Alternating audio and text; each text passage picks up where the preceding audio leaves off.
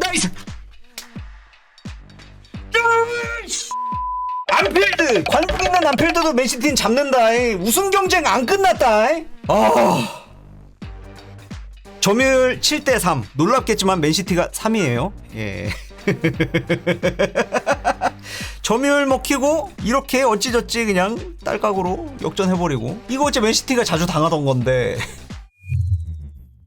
자, 아무튼 라인업이 나왔습니다. 돈나룸마, 누네스, 후사노프, 게히, 아인누리 이렇게 백포로 구성되어서 나왔고요. 그리고 베실바가 출장을 했습니다. 뉴캐슬과의 경기 후 프레스 컨퍼런스에서 베실바가 이렇게 이야기를 했다고 하죠. 펩에게 문제 없습니다. 경기 뛸 수 있습니다. 라고 이야기를 했다고 그러고, 펩도 나 웬만하면 출전시키고 싶은데 라고도 이야기를 했었고요. 의료진이 어떤 판단을 내렸는지는 모르겠지만은 어쨌든지 간에 이 두 명의 의사를 충분히 반영한 선발 출전이다 라고도 볼 수가 있죠. 그리고 로드리, 오라일리가 또 나왔습니다. 티자니보다 오라일리다, 포든보다 오라일리다. 펜 머릿속에는 이렇게 그 계산이 선 모양이에요. 그래서 이 오라일리의 끝은 어디인가? 이 남자의 끝은 어디인가? 맨시티 송골 뉴스의 끝은 어디인가? 대체 이번 여름에 영입한 선수도 밀어내고 맨시티의 근본이라고 할 수 있는 포든도 밀어낸 이 오라일리를 향한 펩의 믿음이 어느 정도인지를 확인할 수가 있는 부분이죠. 특히나 지금 안필드 원정인데 이렇게 중요한 경기에 선발 출장했다는 점만 보더라도 시사하는 바가 크다고 생각합니다. 그리고 세메뇨, 홀란드, 마르무시 이렇게 나왔습니다. 마르무시 직전 경기에서 또 좋은 퍼포먼스를 또 보여줬었죠. 그래서 세메뇨와 마르무시의 호흡이 매우 좋았다라고도 이제 평가를 받았었는데, 그것처럼 이번 경기에서도 직전 경기에서의 활약을 충분히 높게 평가를 받은 모양이죠. 그래서 이렇게 출전을 했다. 그리고 프론트맨에는 홀란드가 나오게 됐습니다. 현재로서는 일단 뽑아낼 수 있는 전력 중에서는 가장 강한 전력을 들고 나왔다라고도 볼 수 있는 거고, 곤잘레스가 폼이 좀 괜찮다 싶으면은 오라일리 자리에 곤잘레스가 나올 거라고도 예상을 한번 했었는데 그것까진 또 아닌 모양이에요. 오라일리가 어떤 역할로 뛰게 될지, 그리고 펩이 이번 경기 직전에 또 그렇게 이야기했었죠. 한 가지 아이디어가 하나 있다. 그게 어쩌면 오라일리 프레스 전술을 들고 나온 것일지도 모르겠다라는 생각도 좀 해보기는 하는데, 일단 한번 봅시다. 아인돌이랑 누네스 같은 경우에는 또 이제 양쪽 측면에서 크로스 플레이가 매우 좋은 선수들이고, 러닝 크로스도 굉장히 자연스럽게 부드럽게 연결을 시켜줄 수 있는 선수들이죠. 그리고 이제 구질도 매우 다양해서 공수 전반에 걸쳐서 꽤나 밸런스가 괜찮은 안정적인 라인업이다 라고도 볼 수 있을 것 같습니다. 자, 아무튼지간에 전반이 이렇게 마무리가 됐습니다.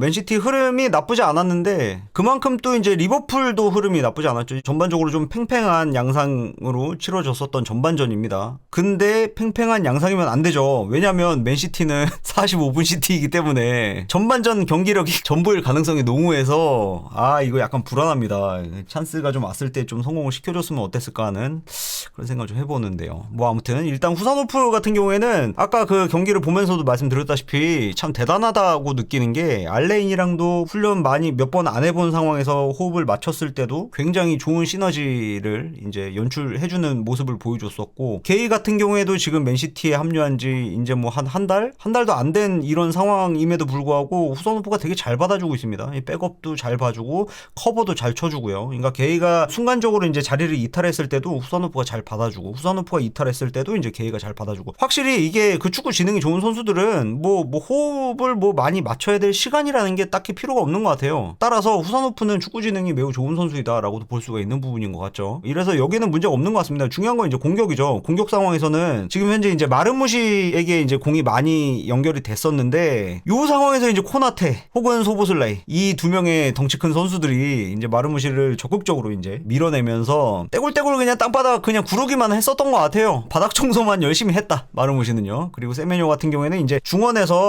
아무래도 이제 오랄리랑 베실바가 좀 수비적으로 좀 내려가서 플레이를 한 바람에 간격이 공격수들이랑 많이 벌어져 있었잖아요. 이 간격을 메우기 위해서 세메뇨가 이제 중원에서 좀 공미처럼 이렇게 플레이해준 감이 없지 않아 있었습니다. 이래서 아이디어는 나쁘지 않았어요. 이래서 볼 받아주고 위로 전개에 올라가는 볼 운반해주는 이 역할 자체는 좋았는데, 중요한 거는 여기서 이제 마무리까지 해줘야만 한다라는 거죠. 세메뇨를 쓰는 이유는 이 볼 운반도 볼 운반이지만 득점력에 있는 거잖아요, 사실은. 이래서 이 득점을 성공시키지 못한 부분 건 너무 아쉬웠고, 마르무시에게 이제 코나테, 소보슬라이 둘이서 번갈아 가면서 이제 매치업을 할 수 있었던 이유가 반다이크가 이제 홀란드를 전담해서 완전 붙어줘서 삭제를 시켜줬었기 때문이거든요. 이래서 이제 그 코나테도 자리를 비운 채로 이제 마르무시에게 붙어줄 수 있었던 건데, 이 상황에서는 확실히 홀란드가 반다이크를 좀 극복을 해주어야만 한다라고 생각을 합니다. 지금 전반에는 사실 맥을 못 추긴 했는데 이것도 뭐 상대가 반다이크라 어느 정도는 또 변명의 여지가 또 있을 것 같다는 생각이 또 들기는 합니다. 근데 무엇보다 중요한 거는 프론트맨은 결국에 골로 이야기해야 되는 역할의 선수이기 때문에 그게 숙명이고 운명이기 때문에 이거는 좀 잘 극복을 해서 일단은 후반전 때 찬스가 많이 나오진 않겠지만은 간헐적인 찬스를 좀 잘 살려서 득점으로 좀 전환을 좀 시켜줬으면 좋겠습니다. 전반에도 찬스가 없었던 건 아니었잖아요. 찬스가 없었던 건 아니었는데 홀란드 마르무시 이 호흡이 왜 잘 안 맞는지 모르겠어요. 둘 중에 한 명이 이제 오픈 찬스를 좀 만들어 주더라도 이거를 골로 회전을 시키지를 못하니까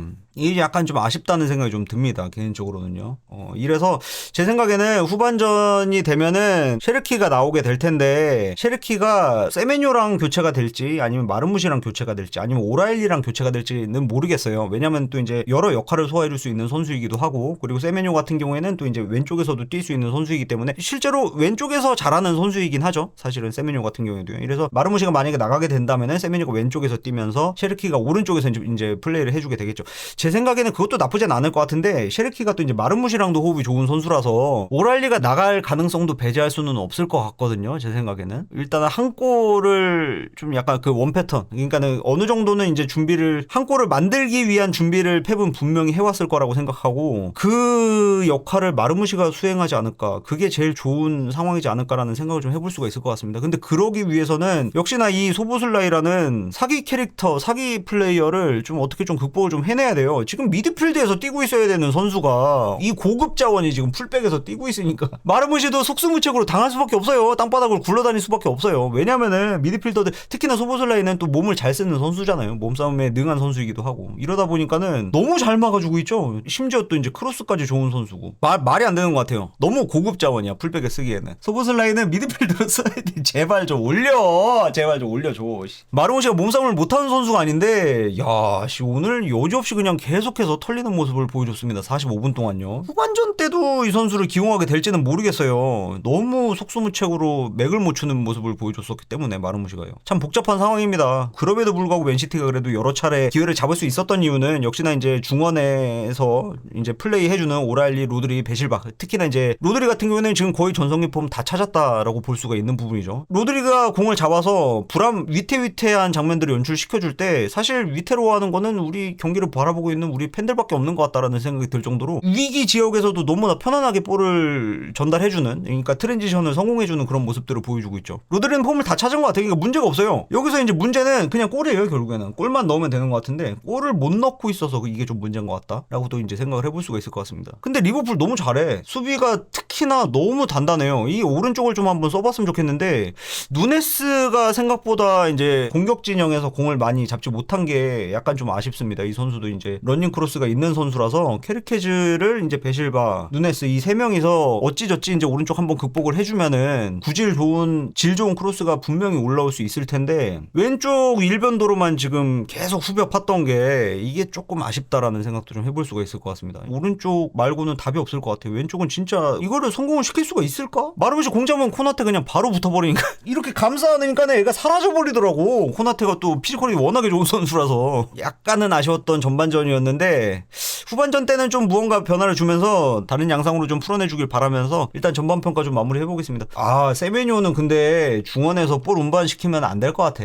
확실히 와이드한 지점에 세워놔야지 제 역할을 해줄 수 있는 선수인 것 같다는 생각이 좀 들어요. 이거는 좀 아닌 것 같아, 내가 볼 때는. 너무 손해야, 이건. 너무 손해.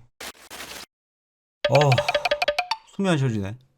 자, 경기 일단 이렇게 마무리가 됐습니다. 맨시티 팬을 20년을 했는데 저렇게 가득 찬 안필드에서 맨시티가 이긴 거를 처음 봤어요. 일단은 베실바가 맨시티의 첫 번째 골을 성공했을 때 그 모습 너무 좋았죠. 굴절이 된 상황에서 이제 홀란드에게 머리로 연결이 되고 있는 상황이었는데, 그때 집중력을 끝까지 잃지 않았던 거는 베실바 한 명이었죠. 경기장 위에 있었던 이 많은 선수들 중에서 유일하게 집중력을 풀지 않고 끝까지 이제 골을 노리기 위한 무브먼트를 가져가 준 게 너무 좋았고, 그 상황에서 홀란드도 베실바의 움직임을 빠르게 이제 캐치를 패스를 하고 머리로 연결시켜준, 어시스트를 기록해준 이 장면이 진짜 완전 백미였다라고 생각을 합니다. 이번 경기에서. 베실바가 왜 베실바인지, 그리고 맨시티에 왜 없어서는 안 되는 선수인지에 대해서 우리에게 다시 한번 그렇게 보여준 경기이지 않았나 하는 생각을 좀 가져보고요. 오늘 사실은 후산호프는 접촉이 좀 있었던 관계로 교체가 됐는데, 사실은 후산호프도 경기 나가기 전까지 진짜 너무 열심히 해줬죠. 너무 열심히 해주고, 게이 같은 경우에는 오늘 이래서 사람들이 그냥 게이 하는구나 라는 그런 생각이 들 정도로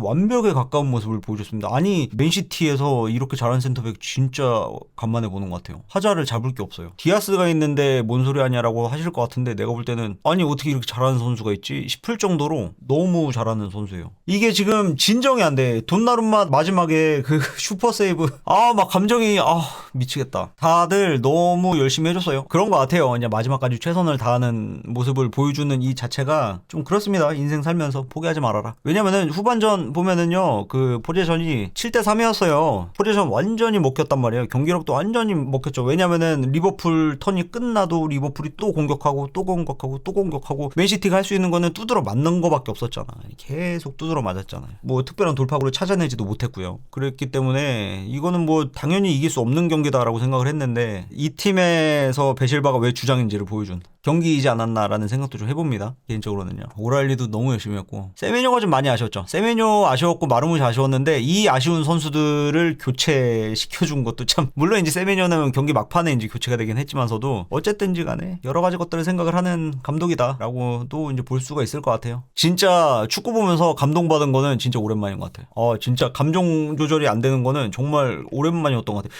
나는 챔피언스리그 우승 때도 이런 감정이 안 들었거든요. 덕배가 그 고별 경기 하면서 팀에서 이제 그 이벤트를 해줄 때도 사실은 이렇게 뭉클함을 느끼지 못했었는데, 와, 이번 경기는 너무 크네요. 너무 크네요. 진짜 정말 많은 의미가 있죠. 맨시티가 원정에서 팬으로 가득 찬 안필드에서 맨시티가 승리를 거뒀고, 그리고 우승 레이스는 아직 끝나지 않았다라는 걸 또 이제 다시 한번 팬들에게 설명해준 경기와도 같죠. 왜냐면은 우리 다들 포기하고 있었잖아. 사실은 저도 마찬가지였고, 다들 우승 경쟁 끝나지 않았냐라고 생각했는데, 안필드에서는 당연히 지는 거 아니냐라고 생각을 했는데, 선수들은 포기를 안 한 것 같습니다. 팬으로서 약간 반성하게 되고요. 일단은 끝날 때까지 끝나는 게 아니니까 끝까지 한번 맨시티가 우승하기를 좀 바라보면서 응원을 열심히 좀 앞으로는 좀 해보도록 하겠습니다. 뭐 퍼포먼스 평가를 뭐 할 수 있는 게 없네요. 이게 뭐 감정 조절이 안 돼가지고.